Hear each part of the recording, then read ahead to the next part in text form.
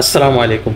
সংযুক্ত আরব আমিরাত সহ ইউএইর আন্তর্জাতিক শ্রম আইনের দৃষ্টিকোণ থেকে একজন কর্মীর পাসপোর্ট কোম্পানির কাছে জিম্মি রাখা এটি একটি অবৈধ এবং মানবাধিকার বিরোধী কাজ বলে গণ্য করা হয়। যদি আপনার পাসপোর্ট কোম্পানি রেখে দেয় তাহলে আপনার করণীয় কি? আজকের ভিডিওতে আপনাদেরকে এই বিষয়ে বিস্তারিত জানাবো। তো চলুন ভিডিও শুরু করা যাক। তো ভিডিও শুরু করার আগে আপনারা একটু দয়া করে চেক করে নিন আমাদের আইডিটা ফলো করা আছে কিনা। যদি ফলো করা না থাকে আমাদেরকে ফলো করে রাখুন, যাতে পরবর্তী আপডেট আপনাদের মিস না হয়। তো চলুন একটি লাইক দিয়ে ভিডিও শুরু করা যাক। আমি ইফতেখার উদ্দিন, আমি সংযুক্ত আরব আমিরাতের ইমিগ্রেশন এবং লেবার সেকশন নিয়ে কাজ করে থাকি।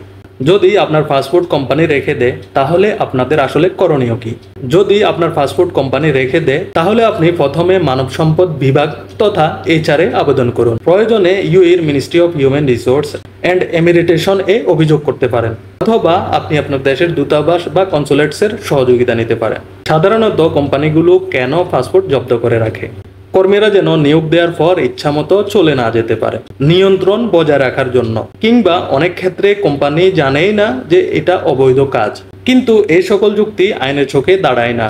মনে রাখবেন, সংযুক্ত আরব আমিরাতে কর্মীর স্বাধীনতা এবং নিরাপত্তা আগেই।